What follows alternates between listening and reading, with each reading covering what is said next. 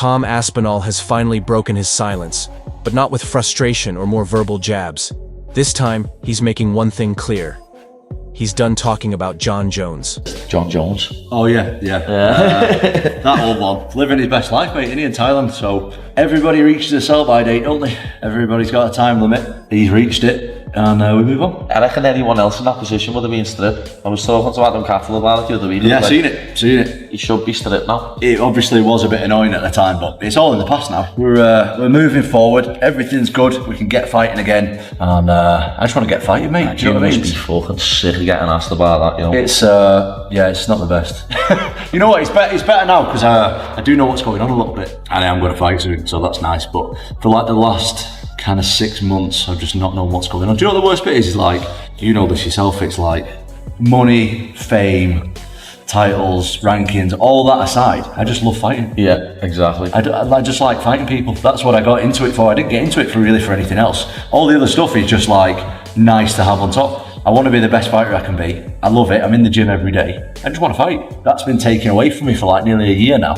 And that's got nothing to do with me, which is, it's a bit frustrating to be honest, but we are nearly over it now, which is good. The fact he's not stepping up and fighting yet, he's let the whole MMA fan base down. I couldn't have somebody else saying that they're going to beat me and not at least fight them. And then if I lose, at least I tried my best. And it's even more in that case when you're the reigning heavyweight champion of the world and you've got someone holding. It is crazy. It is a crazy situation, but there's a lot of politics in there in the UFC at the top levels, and it's just like out of my hands, so there's nothing I can really do about it. After all the cryptic tweets, constant delays, and endless belt drama, and that he's ducking Tom Aspinall and stuff like that. He said, I spoke to the UFC a long time ago about what my future plans are. I haven't really worked out since my last fight in New York City. Honestly, I believe it's in the UFC's best interest to keep presenting me as the company's champion, not Tom. And then he goes on to say, I've just been playing the role of the company man by doing nothing at all and holding all the position. And truthfully, it's been incredibly lucrative. I've made more money off of Tom being the interim champ than Tom has himself. It sucks to see the rest of the division get slowed down like this, but that has nothing to do with me. I don't pull the strings. Well, it does have everything to do with you, Jon. You are the champion and you're the guy that should fight, that should defend, or vacate. After all the cryptic tweets, constant delays, endless belt drama, and even Dana White's recent comments admitting that things are complicated. It's a conversation we've had many times now, the Tom Aspinall, Jon Jones fight. It's a bit different now, right? Because Jon's been tweeting a lot about the fact that he's told you his plans, he's ready to vacate the belt, and all the rest of it. He said he's ready to vacate the belt? He said he doesn't care if you strip him, he would vacate it. Crazy. Yeah, I've been busy. I haven't been keeping up with the gossip. He comes back. He's either back today or came back yesterday or whenever he's in Thailand. So he's home. We'll be home tonight, Tuesday. We'll figure this out. But if he doesn't fight Tom Aspinall and he does walk away, do you think he's ducked him? Tom Aspinall's the guy. He's the guy. Listen, if the guy wants to retire and doesn't want to fight, nothing you do. I didn't want Habib to retire. I thought DC should have stayed in it longer. So it's none of my business. I'll do what I can to make the fight if we can. If he's talking that crazy. I didn't realize that. It was kind of crazy how much interest Jon showed in the Francis Ngannou fight. Like there was some tweets going back and forth. What would happen if he came to you and says like, I'll fight, but I won't fight Aspinall, I would fight Ngannou? Would you even be interested in that or no? I don't have Ngannou under contract, and Aspinall's the guy. Right. If you were put in the position, would you maybe try to get Ngannou back under contract or no? Probably not. To clarify, you said that Jon agreed to fight Tom, yes? Jon agreed to fight Tom? Is that what you just said there? Before, like on the last answer, you said... Jon agreed to fight Tom, yes. So you had to sign the contract, right? Yeah. I mean, you guys have heard me for the last however long. I said, I guarantee you this fight's going to happen. This fight's going to happen. Fight's going to happen. You guys told me the crazy shit that was going on Instagram and all these other places. But yes, I've been saying Jon is going to fight Tom. There's some rumors out there that you guys had offered him his money and he turned it down. Unless you hear it come from here or we put out a press release, don't believe any of this bullshit. But yes, Jon agreed to fight Tom. Fact. Aspinall has decided to take a different path. In a calm, yet decisive statement, he made it clear he's moving on. What's the last 6 months training been then? Where you've been just in limbo? Have you been training to specifically fight Jones, or just been training? No, I've just been. You know what? That's actually one of the positives that's come out of it is when you've got a fight, you're training for a guy, aren't you? Yeah, you're training for one guy. I've just been training to get better, which is great. Do you know what I mean? I've been like improving and that, and I'm someone who's in the gym constantly anyway. Like I'll train twice a day if I've got a fight or not. Obviously the intensity increases if I do have a fight soon. When I seen you at that UFC London when Molly retired 3 weeks before my fight, lad. We were on the burgers, weren't we? Me and Charlie. Yeah, I'm sitting there with a bottle of water and just looking over at you with 2 pints. And burgers and them crisscross fries and that, and I'm just like, yeah, it's great. I was taking the bit of chicken out of the bun. I remember you used to eat the meat. I was eating the meat out of it because I was starving. What does you? Because I'm like quite interested in nutrition. That like, what is your diet like in camp? Yeah, like do you have to be on like a massive deficit? Not massive, but like I am in a deficit every day. As we go through camp, I'll start at like 2,500 calories. Then halfway through, I'll bring it down to like 2,250, and towards the end, I'm on like 2,000. But I'm burning like 3 to 4. Yeah, of course. Yeah. If you're training intense, you're burning shitloads, aren't you? Nah, man, Jon's retired. What are we talking about, guys? This is Jon, you guys don't follow Jon on social media? I don't follow him on social media. He said that. No, me too, actually. Me too, but the guy is living his best life. He's had a fantastic career, we all know. We know Jon's a religious man, so I want to say God bless him moving forward in what he does with his life and his career. And you know, we move on. We move on. I'm the undisputed heavyweight champion of the world. I'm ready to take on all comers, get this division moving again. Us guys have been waiting around too long. You know, the contenders are getting sick of it. Everybody's getting sick of it. Even the fans are getting sick of this stuff. So Jon's retired and it's time that we move on. He's done waiting, and he's not about to get pulled into another PR circus while Jon Jones keeps playing games on social media. The UFC is about one guy being the champion of each division. I defended the interim once already. It's almost unheard of that. It's unprecedented. I thought it was silly the first time, to be honest. The reason that I did it, the first time I fought Curtis Blades, it went down as a loss. I got injured. The worst moment of my career, one of the worst moments of my life. I wanted to redeem myself and get the legit victory against Curtis Blades because it was unfinished business. Like, that was hurting my ego, and I wanted to prove that I was better than Blades, which I did in the rematch, and I defended the interim. Something else, that particular fight was in Manchester, in my hometown. I wanted to fight in my hometown. I don't know if I'm ever going to be able to do that again in front of a sold out, brand new Co-op Live arena in Manchester, England. I don't know if I'm ever going to have the opportunity to do that again. So for them 2 reasons, that's why I defended the interim. I'm not doing it again. Like, I've cleared out the rest of the division, undisputed, and that's it. I deserve a shot at being known as the best heavyweight walking around on planet Earth. It doesn't matter on the opponent, undisputed. And honestly, a lot of fans are respecting Aspinall's approach. Meanwhile, Jones has continued to take subtle jabs, joking about vacating the title, hinting at fantasy matchups with Francis Ngannou, and even downplaying the value of the interim belt. If I'm being completely honest, I feel like Tom's been such an asshole that I don't want to do business with him. You know, it's just like his fans have been so annoying. And obviously you don't get this far in a career being affected by fans or whatnot, but he's just an asshole, you know, with his, you know, he's 30, so he's from this influencer generation where you hop online and the t-shirt sales and all that. I'm past that type of stuff. I'm like, bro, if you had a little bit more respect, then maybe we could have worked something out, you know, but I just don't even want to do business with him. You know, at the end of the day, this is a business, and fighting me gives him an opportunity to change his life forever. And I don't even want to give him the opportunity. Like, he just played his cards wrong with me personally. And you know, I'm 3 years from being a 40-year-old grown man. You know what I'm saying? It's just like, the press conference, going through the whole shebang with him, I'd rather not do. Fajeda on the other side, respectful, cool, barely says much. It's like, I'll do business with you. I would risk it all with a human being like you. You actually have the accolades to back up your shit. This other guy is just a big mouth who's hot today. There's been so many guys who's hot today who are just gone. You know, Sergey was in the same position not too long ago. Now he's starting to fall off already. I've just been around this sport too long to give a big mouth who's hot today the opportunity. Okay, so I feel like narratives have been created that just truly aren't there. You can't duck a man that you were never scheduled to fight. It's like saying you got turned down by a girl who you never even hit on. You know what I'm saying? It's like me and Dana and Hunter have never sat down and talked about Tom Aspinall. He's never been on my radar.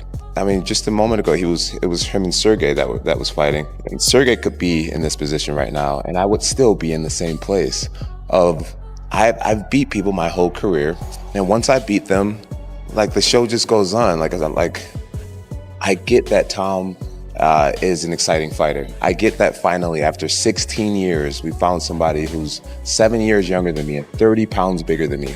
Like we finally found someone who may give me a great challenge, and everyone wants to see it so bad. But for me, it's like, what is it? What's in it for me? He changes nothing if I beat him. But Tom's not taking the bait. Not this time. While Jon is busy online trying to shape the narrative, Aspinall is staying focused in the gym, sharpening his skills, and letting the MMA world speak on his behalf. Jon Jones's demands of money for the Tom Aspinall fight were met by the UFC. They gave him what he was looking for, and he still said no. So he just doesn't want to fight Tom. They literally, according to Ariel, who hates the UFC, and would not make this up to make them look better. According to Ariel, they actually gave Jon Jones FU money that he was looking for, and he still turned down Tom Aspinall. So it's not about money. It's not about anything. He just wants nothing to do with Tom. Very interesting from Jon Jones. Now, everyone is unanimously in agreement about this, so we see a few comments here. But the problem is there's still a lot of people and a lot of people that are always going to be talking about Jones and not accepting what should happen here. Logic should dictate that Tom Aspinall should fight Jon Jones. And you see by these comments, that's cool and all, but I thought Dana made it clear we wouldn't do business again with Francis. He won't. Dana is not going to accept this. Ngannou coming back to the UFC. The UFC could consider it, but again, he's got one more fight on his contract at PFL, and that just can't be dealt with in any other way other than him actually fighting out that contract. None of it matters if Jones still has the belt. It's just another guy waiting to fight. I know it'll just be another guy in the logjam in the heavyweight division, but maybe the UFC could use this against Jon to say, listen, we can move on from you. But I don't know. They aren't. They're just going to let him ruin. We are genuinely going years without a heavyweight fight in the UFC because Jon Jones is just allowed to do that. We have never seen this before in the history of the sport. This is fucking insane. It's not about you, Jon. It's not about you. It's not about your life. It's not about your story. If you want to enjoy your life, if you want to be a part of a reality show, if you want to take that money and delay things and hold someone else's dreams back from becoming a reality, that is ducking. That is ducking, because there is a time-honored tradition in this business, in the sport, in combat sports, in fight sports, in sports period, that the whole thing has to move along. It's not about your story. Your story is great and you're living your best life, great. Get rid of that belt. If you want to do that, great. No one will begrudge you. Everyone thinks you've done enough. You've earned enough. You've proven enough. Now allow someone else to have that same story. Allow someone else to write that same story. You are holding him back. You are holding back not only Tom Aspinall, but the rest of the division. So yes, you're missing the point. This isn't about you. It's about the belt. How many more times does Tom have to say he would love to fight him? He would love to be he would love to have the opportunity to be that guy. He would love it. Who wouldn't? But he just wants that belt. He wants whatever that belt signifies, whatever it symbolizes, and what it brings. It brings all the things that Jon Jones is enjoying right now, because if Jon Jones wasn't the most decorated champion, wasn't the greatest light heavyweight champion, wasn't the 2-division champion, he wouldn't be doing things like this. He wouldn't get opportunities like this. He wouldn't get the opportunity to live his best life. And now you are stopping someone else from living their best life. Do you get the difference? It's not about you. And so when the legends fought you, And I'm not even talking about when you were champ or tried to become champ. I'm talking about the dudes that fought you on the way up. Now the conversation is shifting to what's next for Tom Aspinall, with or without Jon Jones. One name that keeps resurfacing is Ciryl Gane, especially after Tom made it clear he's not eager to defend the interim belt just for the sake of it. But if the fight helps move the division forward, he's open to making it happen. Ciryl Gane is maybe next opponent for you? Well, he can fight Almeida first because he refused to fight with me. So now, before he jumps back in and waits for a shot, he can fight Almeida. Them guys can fight and the winner can fight me. Cyril tweeted that he thinks you should be careful what you wish for, and he'll see you in Paris. How do you think you match up against Cyril? I better be careful, apparently. Yeah. I think I match up pretty well against him. I think I'm equally as fast as him. I move equally as well. The difference is I can grapple. I've got a lot of power. And I think that's pretty undeniable at this stage of my career. I've got a lot of knockouts on my record, mate. I have to touch you once, and I wasn't even throwing heavy tonight. I thought it was going to be a 5-rounder. I didn't mean to knock him out. I was pretty sure that was going to be a 5-round fight tonight, and just takes one shot, mate. At heavyweight, especially with me throwing him. At the same time, Tom's not jumping at just any matchup, especially not against someone like Ciryl Gane, who's faced criticism in the past for being selective with opponents. Then there's the wild card, Francis Ngannou. Tom recently made it clear he's willing to fight anyone, and even said he'd welcome a showdown with Ngannou if that's what it takes to prove he's the best heavyweight on the planet. Tom Aspinall's the guy. He's the guy. Dana White says I'm his man. We love that. We love that on the channel. And what about Francis Ngannou? You having him? You want some? The day that I start ducking out of fights and turning opponents down and stuff like that is the day that I'm going to retire. So, as I've always said, and you can ask any promoter I've ever worked with, any guys at the UFC, I'll fight anyone, I'll fight anytime, and I'll fight anywhere. Never turn down a fight in my life, never will. The day that I start thinking about turning down fights is the day that I'll retire. So to answer the question, whoever they want me to fight is who I'm going to fight. Fans are loving the idea, not because it's likely to happen, but because it shows Tom's mindset. He's ready to fight anyone, anywhere, even if they're not under UFC contract. That's the mentality of a true champion, no matter what title he's holding. Because he's making them all look like idiots, by the way, with them having to support a guy who's literally behaving like a coward as a heavyweight world champion. And it's just so detrimental to the UFC. You look at boxing right now. Boxing's never been stronger, up and down the divisions, but the heavyweight division is flying, and it's because it's being led by a great champion in Alexander Usyk, who is taking on all comers. And by the way, it's not enough to just beat his best contenders once. He beats them twice just to make damn sure that there's not a thing anyone can say about it. That's a real champion. Jon Jones isn't fit to even be spoken about in the same fucking sentence as Alexander Usyk. Not the level of fighter he is, not the level of man he is, right? He doesn't even fucking belong in that fucking category. The way he's carrying himself now as a champion, it is without doubt the most embarrassing way I've ever seen a champion conduct themselves in a title reign. And I interviewed Tom Aspinall in 2023 about this. Jon Jones has had one fight at heavyweight against Ciryl Gane, who, let's be honest, didn't fucking want to be there. One fight in 3 years, so he's had one fight at heavyweight. Stipe has had one fight in 4 years, and he got knocked out. How can that possibly represent the best fighting the best? Couldn't agree more, mate, honestly. It blows my mind. Yeah. That was over a year and a half ago. And look, the clues were always there that Jon Jones was never, not even if you put a fucking gun to his head, gonna take that fight. When you're an interim champion, they only make an interim champion when the champion cannot defend the belt. So for Jon Jones, he couldn't defend the belt because he tore his pec muscle. So the interim champion means he should be fighting the champion right off the bat. That's not the case with Jon Jones, right? Because Jon Jones is gonna fight Stipe Miocic. So the interim champion is supposed to sit there and wait. But by law, in like the regulations, once Jon Jones steps in the cage, he is stripped of his interim champion because the champion has returned. There is no longer for interim champion. What is the point of having an interim champion when the champion is ready to fight? This is the only sport in the world you can have somebody hold your career back. Yep. I've been almost a year inactive with no prospects of anything. Just be ready, and we'll just let you know. Yeah. And then it's kind of difficult, like mentally, to.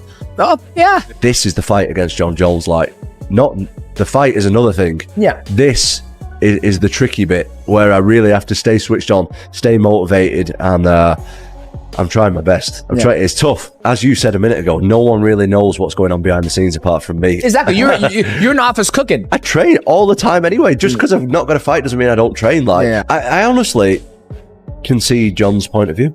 I get it. Yep. I get it. It's just about the title for me. Yep. I just want the title. That's it. Yep. There's nothing else really matters. So You're like, let me do my thing. Let me fight. I just want to fight. And I think that's the respectful way to go about it. It's like, you don't care if it's Jon, and it's no disrespect to Jon, it's no disrespect to anybody out there. You're just trying to fight. I just want to fight. Yep. And despite Tom Aspinall stepping away from the conversation, the Jon Jones situation still hangs over the division. The MMA world isn't letting it go. Fans, fighters, even high-profile names like Paddy Pimblett, True Geordie, and media voices like Ariel Helwani are all saying the same thing. If Jon doesn't defend the title soon, it's time for the UFC to take action and strip the belt. Of course, the top choice is we want to see Jon Jones versus Tom Aspinall. It's the #1 fight that the UFC could put on right now. The most interesting and high-profile fight. No one feels otherwise. No one. Not a soul. Everyone wants to see that fight. Maybe for you, it's #2 behind Ilya and Islam, which we're not getting either. Or Kayla Amanda, which we are hopefully getting. But there are a few bigger fights, and Dana White himself has said it's the biggest fight in the heavyweight division. Just look at the language Jones has been using from day one about Tom Aspinall. Why would I gamble my legacy on someone like him? Jon Jones, gamble. You win every fight, don't you? You're guaranteed to win every fight. You can beat anyone. Every fight, if you're the best fighting the best, is a bit of a gamble. But you're the heavyweight champion of the world. You're supposed to go on and do that. I've never ever known a champion who tells everyone how great they are and yet doesn't want to fight the best challenger. I tell a lie, actually, I do remember one time, Tyson Fury, when he did not want to fight Alexander Usyk. Oh, he's not a big enough name. Oh, and he made all the excuses in the world. And guess what? Usyk beat him twice. And this is exactly why Jon Jones doesn't want to take that fight, because he can see what the fuck is on the way. Jones spent the majority of his career as a heavyweight, boiling down to light heavyweight, beating guys who are actually middleweight. But as for Tom Aspinall, he's done waiting. He's locked in on the future, no longer chasing a fight that may never happen. Because chasing Jon Jones means stalling his own momentum. Tom is in his prime. He's ready right now. And if the UFC won't make the fight happen, he'll keep moving forward without them. The truth is, if Jon Jones isn't ready to step up, someone else will be. And when that time comes, Tom Aspinall is more than ready to prove why he's the most dangerous man in the heavyweight division.